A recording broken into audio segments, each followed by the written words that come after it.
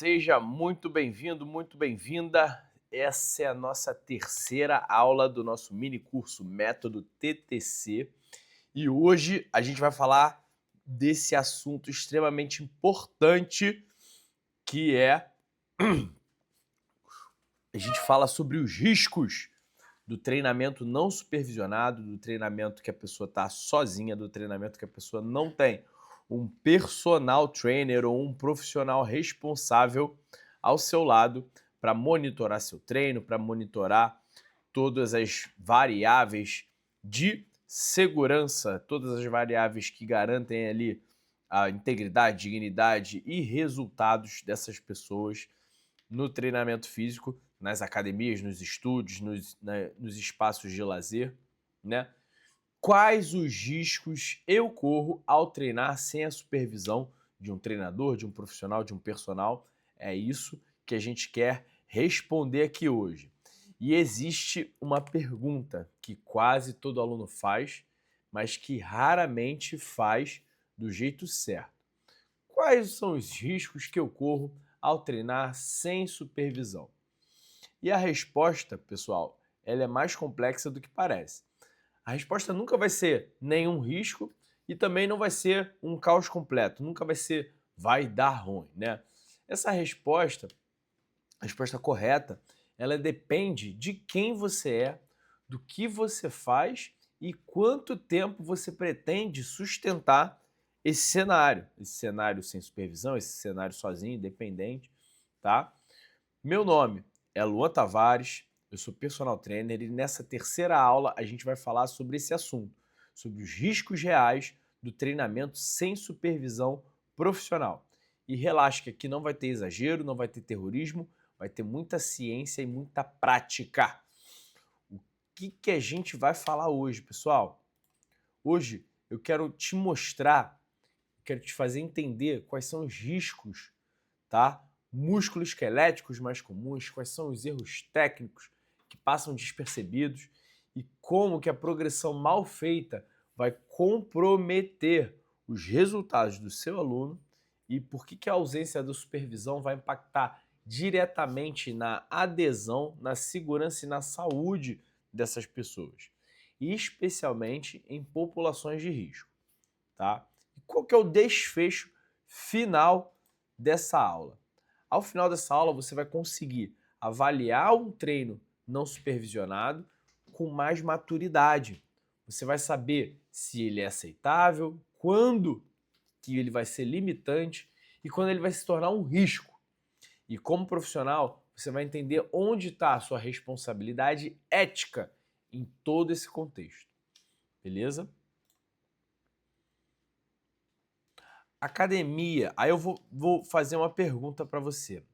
Academia, estúdio, centro de treinamento é um ambiente seguro para qualquer pessoa? Olha aí, isso aí, essa foto aí é de um atleta profissional de elite com décadas, anos, se não décadas de treinamento e experiência, passando aí por um momento difícil, tá sofrendo um acidente terrível com uma barra pesadíssima, né, nas costas ou estava em cima da cabeça, provavelmente, caindo aí em cima da coluna dele, na cervical, né? Imagina o risco que esse cara não correu nesse momento aí desse acidente. E se esse não tivesse sido, se essa não tivesse sido a primeira vez, imagina quantas vezes ele já passou por uma situação como essa, né? Então, se atletas profissionais passam por isso, imagina, né, alunos inexperientes, pessoas que estão passando ali de forma transitória, né, na academia ou no centro de treinamento. Cara, a resposta é clara, a resposta é não.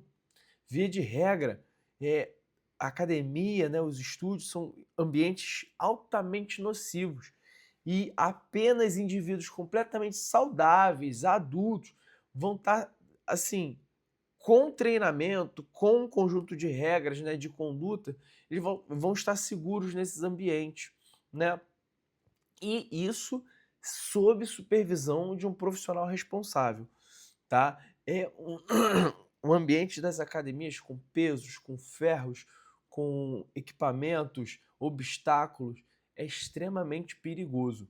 E a gente precisa ter, como profissional, essa ciência. Não é um espaço para resenha, não é um espaço para brincadeira, não é um espaço para chacota, diversão. É realmente um espaço de responsabilidade, tá?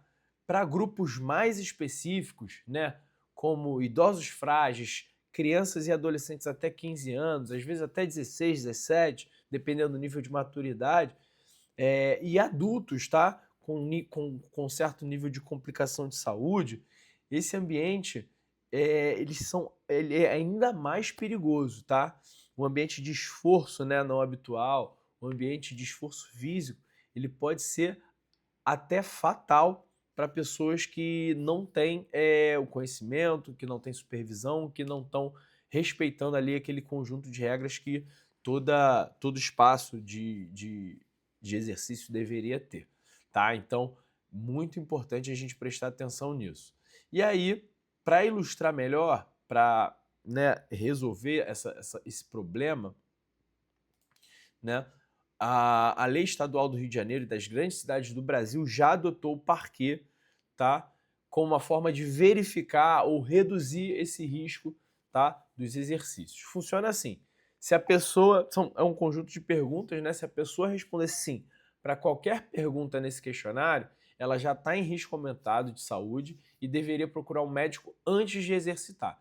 Então, todo mundo que entrar na academia, todo mundo que antes de fazer um exercício, deve responder esse questionário aí, e se ela tiver um sim, ela precisa entender essa responsabilidade dela, né? E procurar um profissional gabaritado, um médico, para ter esse risco dela realmente acessado, verificado e entender se ela pode ou não fazer exercício com ou sem supervisão, tá? E por esse motivo, tá? É importantíssimo que profissionais de saúde, de educação física, são são obrigados a conhecer os princípios e regras do SBV, que é o suporte básico de vida, primeiro socorro, ressuscitação cardiopulmonar e todos os protocolos de primeiro atendimento em caso de emergência. E aí, seu curso está em dia? Você já sabe exatamente como diferenciar uma queda glicêmica, né, uma hipoglicemia, de um pico de pressão ou infarto agudo do miocárdio? E você sabe o que fazer em cada um desses casos? Responsabilidade máxima, não é mesmo? E é por isso que a gente está aqui hoje. Não é para falar sobre esses casos em específico, mas para entender os riscos que uma pessoa corre ao treinar sem a supervisão adequada. E aí a gente vai para esse slide aí, né, falando das principais lesões, tá, do corpo humano. E aí a gente vai para todo tipo de lesão no ombro, tendinite, impedimento, todo tipo de problemas aí que podem acontecer nos punhos e cotovelos, cotovelo de tenista, cotovelo de golfista, artrite no quadril, bursite no quadril e no ombro, impedimento de quadril anterior, dor na coluna, osteoartrite na coluna lombopélvica, degeneração do disco, o disco que tá deslocado ali o disco intervertebral que está deslocado, os problemas em todo tipo de articulação, ligamento. Olha, a quantidade de lesão que pode acontecer por conta do excesso de treinamento, por conta do treinamento ou do treinamento executado errado, por conta da falta de treinamento, é enorme. E aí a gente fala, a questão toda é a gente entender o que pode causar esses problemas, os riscos que a pessoa está correndo e como evitar. O corpo, ele não vai nunca quebrar de uma vez, ele vai acumular aqueles erros, né? Vai causar aquela... Vão existir aquelas adaptações compensatórias. Mas treinar sem supervisão raramente vai gerar uma lesão no primeiro dia, né? O problema acontece depois das semanas, meses de técnica executada errada, mal executada, a progressão inadequada e o estímulo incompatível com a capacidade real do indivíduo. E aí a gente vai ter esse monte de problema aí que vocês estão vendo aí. Essas inúmeras lesões que podem acontecer sem essa supervisão, sem essa progressão adequada. Tá? Então, mais uma vez aí mostrando que a supervisão do treinador é fundamental. E aí, o Colégio Americano de Medicina do Esporte, né, como a gente tem uma abordagem bem baseada em evidências, eu gosto bastante de falar de estudos científicos, tem aqui o estudo do Colégio Americano sobre a quantidade, qualidade dos exercícios para desenvolver e manter o condicionamento cardiorrespiratório, músculo esquelético e neuromotor, tá? Em adultos aparentemente saudáveis. Um guia para prescrição de exercícios. Isso aí basicamente é o início, né? A Bíblia da prescrição dos exercícios, o que deve ser feito, o que não deve ser feito, como deve ser feito e por quê, né? E o Colégio Americano ele fala também sobre uma avaliação, tá?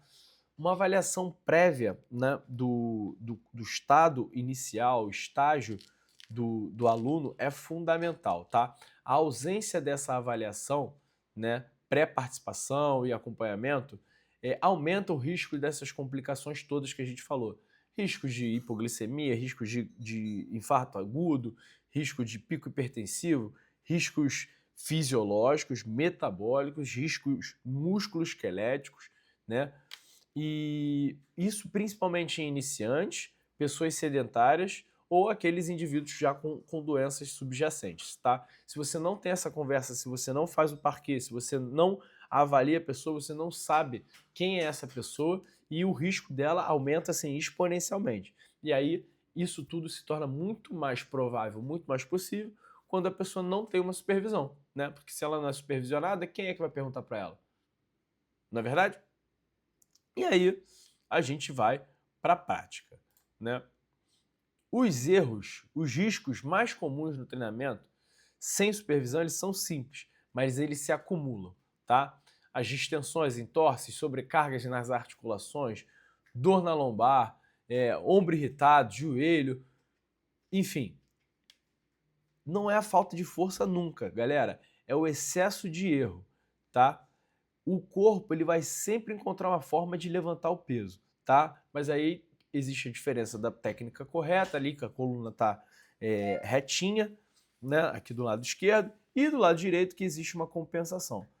O lance todo que no treino de força, no condicionamento, no exercício, nós alugamos o ganho de força, nós alugamos a técnica, nós alugamos os benefícios que o exercício nos proporciona. Agora, quando a gente erra, quando a gente executa errado, quando a gente faz essa coluna curvada aí, quando a gente pega peso demais, a gente acaba comprando as adaptações compensatórias, a gente compra as lesões.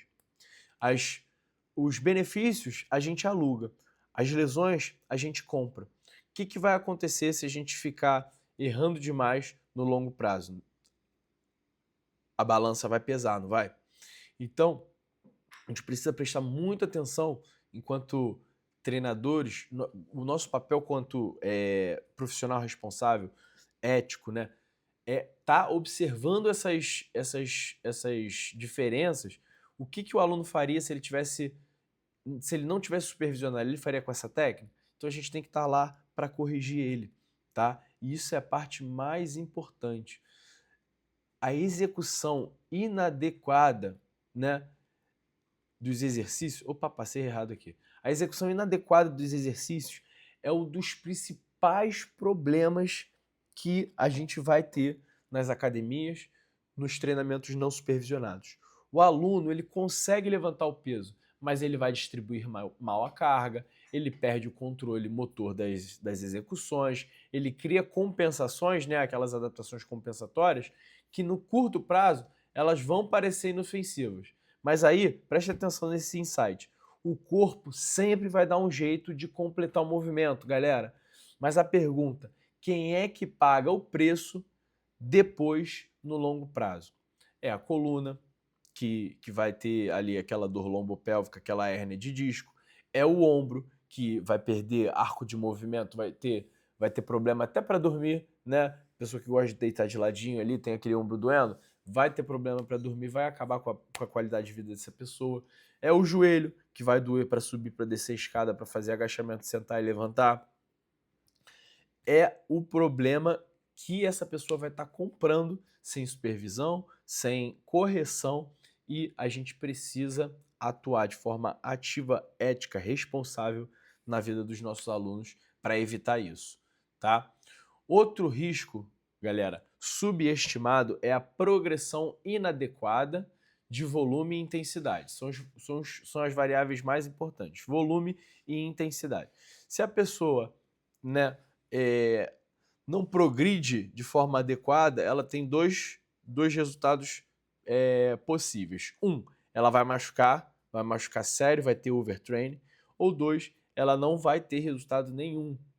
Só vai ficar ali naquela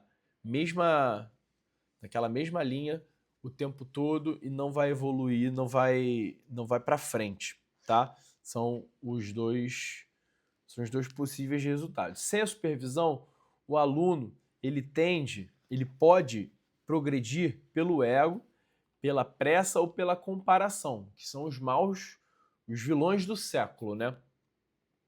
E aí o problema acontece, né? Os estudos, né, mostram que a supervisão profissional melhora a qualidade da progressão, reduz erros técnicos e aumenta os ganhos de força, ganhos de massa muscular, ganho de desempenho, tá? E aí, ao longo dos anos, a gente tem visto essa realidade acontecer, tá? Quando você compara, né, programas supervisionados com os não supervisionados, os resultados são consistentes. Aí temos 10 anos aí de pesquisa, isso foi só uma janela que eu busquei, tá? Tem muito mais. Os alunos ganharam mais força, mais massa magra, melhor função e a maior adesão aos programas supervisionados. E o que é adesão, assim, né? Eles vêm verificando isso, gente. Isso aparece em jovens, né? Isso aparece em idosos e indivíduos já treinados, tá? Em praticantes experientes, a supervisão melhora as adaptações musculares, né? E aí, o que eu estava falando, a parte mais importante que é a adesão. É o cara continuar ao longo prazo, continuar, né, naquela linha do tempo, continuar treinando, continuar se exercitando, continuar firme no programa de exercícios, né? E esse risco, galera, esse risco é muito, muito grande, é muito perigoso. É o risco do abandono. O risco do abandono, ele é maior em treinos não supervisionados, tá? O aluno começa animado, mas sem direção clara, sem feedback, sem ajuste, né, os resultados não aparecem. E aí a frustração cresce e o aluno para. Não é que o treino sem supervisão seja sempre perigoso, tá? Ele é frequentemente ineficiente também. Então você tem um aumento, né, de executar errado, de fazer uma lesão, mas você também tem um risco de não ter resultado nenhum, né? E aí a chance de você abandonar esse programa é muito grande, porque se você não tem resultado, não faz sentido. Se não faz sentido, por que você vai continuar? Não é? Isso é muito, muito, muito significativo. E a pessoa que não treina, ela não está saudável. Então, assim, são várias faces, né? São várias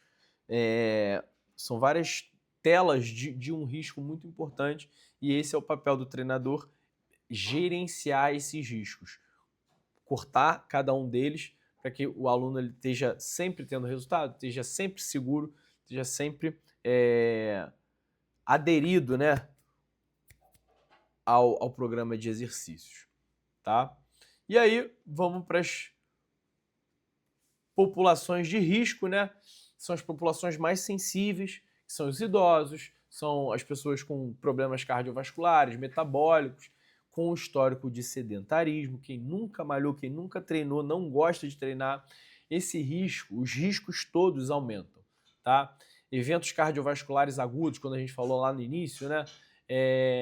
Que são até mais raros, mas eles estão associados a exercícios vigorosos não habituais, ou seja, a pessoa chegou muito animada, começou a malhar, botou lá na bike, exercício vigoroso não habitual, ou aquela corrida de fim de semana, ou aquele futebol de fim de semana, exercício vigoroso não habitual, a pessoa só faz de 15 em 15 dias, vai jogar uma bola, isso é perigosíssimo sem o acompanhamento adequado, tá?